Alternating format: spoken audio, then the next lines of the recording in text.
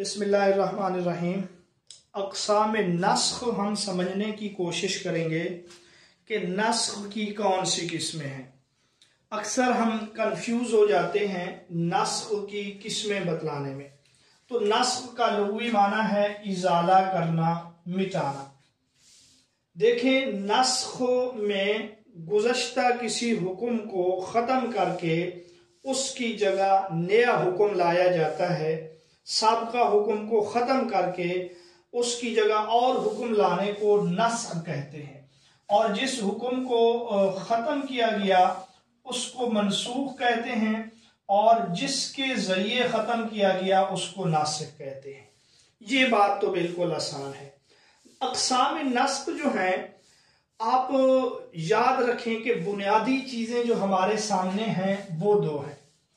شریعت کے بنیادی اصول یا بنیادی جو مصادر ہیں، ایک ہے القرآن اور ایک ہے السنہ۔ اس کو آپ جو ہے الحدیث بھی کہہ سکتے ہیں۔ اب نسخ کا تعلق انہی دو سے ہے، کیونکہ اجماع، قیاس یہ چیزیں نسخ نہیں ہو سکتی۔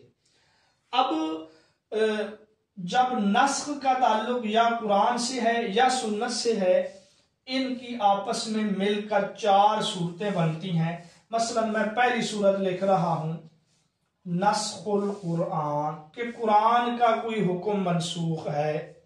قرآن کا حکم منسوخ ہے، اس کے لیے ناسخ کیا ہے؟ چیزیں دو ہیں، ناسخ یا قرآن ہے، ناسخ یا حدیث ہے۔ اجماع نسخ نہیں ہے، ناسخ یا قرآن بنے گا یا سنت۔ اب یہاں قرآن جب منسوخ ہے تو پہلی قسم ہے کہ یا تو قرآن منسوخ ہے قرآن کے ذریعے، اس کو کہتے ہیں نسخ القرآن بالقرآن، اور ناسخ دوسرے نمبر پر کیا چیز ہے؟ سنت ہے۔ تو دوسری قسم ہمارے سامنے یوں ہوگی نسخ القرآن بالسنہ، کہ قرآن منسوخ ہو کس ذریعے سے؟ سنت کے ذریعے سے۔ بالکل آسان ہے، آپ کنفیوز ہو جاتے تھے، آج میں آپ کو آسان کر کے سمجھا رہا ہوں۔ کیونکہ ناسخ دو چیزیں ہو سکتی ہیں، یا قرآن یا حدیث یعنی سنت۔ اسی طرح منسوخ بھی یا قرآن کا حکم منسوخ ہے یا حدیث کا حکم منسوخ ہے۔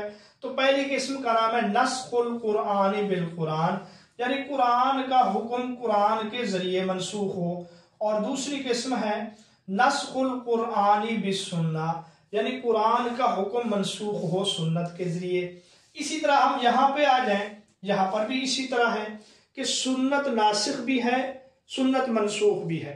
سنت یا تو منسوخ ہے سنت کے ذریعے، تو پہلی قسم ہوگی نسخ السنت بالسنہ، کہ سنت کا ایک حکم منسوخ ہے ایک اور سنت اور حدیث کے ذریعے، اور چوتھی قسم ہے نسخ السنت بالقرآن، کہ قرآن سنت کا کوئی حکم منسوخ ہو کس کے ذریعے؟ قرآن کے ذریعے۔ تو یہ چار قسمیں ہیں، قرآن کے ذریعے منسوخ ہو، حدیث کے ذریعے منسوخ ہو، یا یہ ہے کہ قرآن سنت کے ذریعے منسوخ ہو، یا سنت جو ہے قرآن کے ذریعے منسوخ ہو۔ تو یہ بالکل آسان قسمیں تھیں، آپ لوگ جو ہے کنفیوز ہو جاتے تھے۔